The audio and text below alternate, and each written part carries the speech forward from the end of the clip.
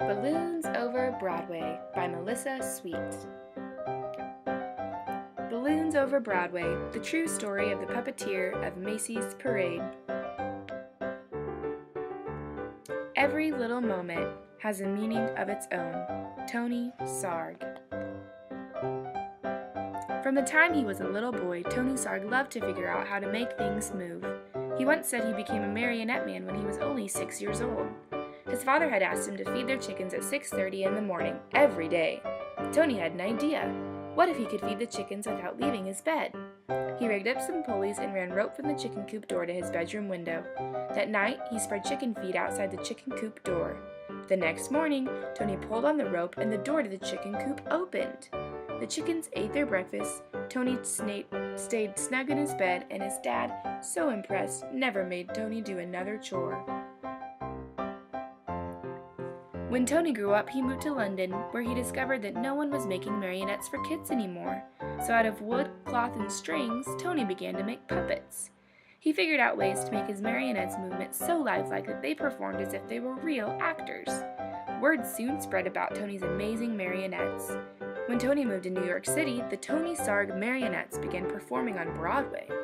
In the heart of New York City, in Herald Square, was the biggest store on earth, R.H. Macy's department store.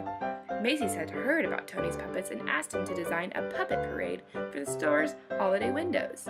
So Tony made new puppets based on storybook characters, then attached them to gears and pulleys to make them move.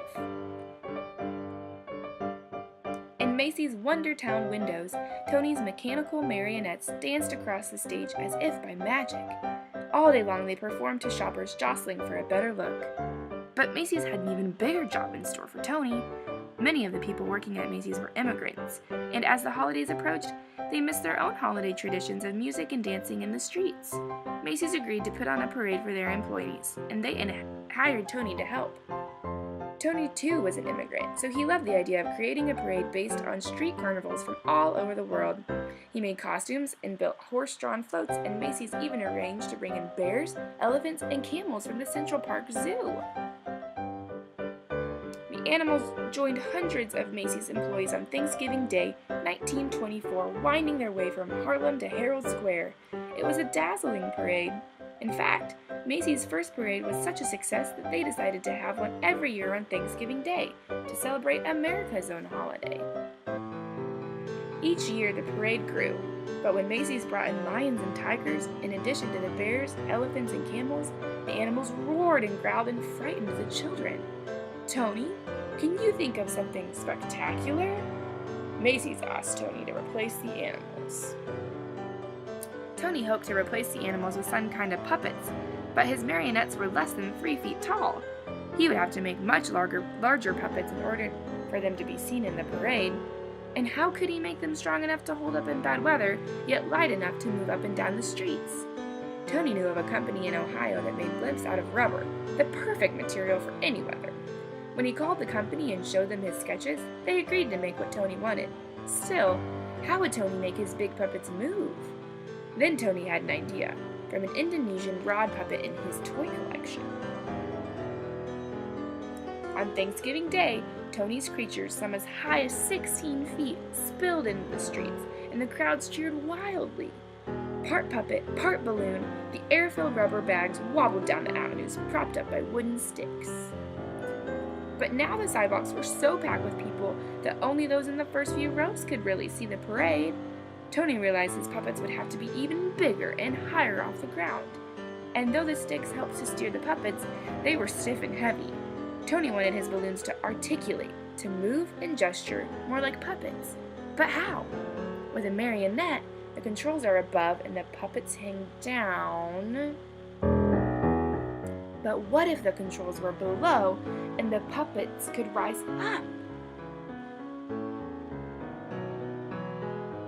During the next year, Tony set his new idea into motion.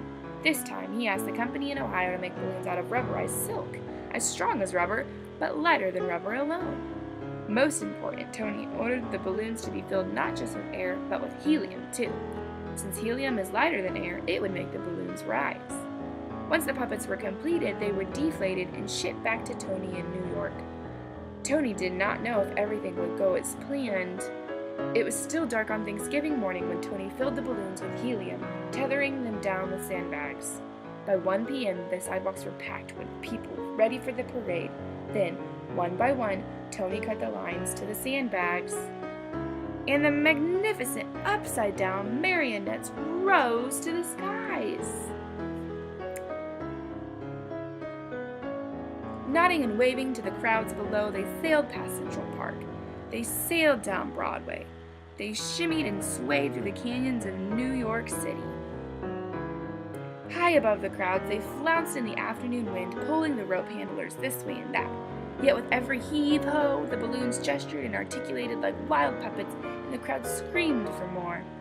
After the balloons were eased under the L, they ended in front of Macy's at Tony's Wondertown windows. And from that day on, every Thanksgiving morning, crowds have lined the sidewalks of New York City to see what new balloons would rise to the skies for Macy's famous parade. Tony Sarg, the puppeteer who loved to figure out how to make things move, had set the stage, with a little rigging for a puppet to be anything anyone could imagine it to be.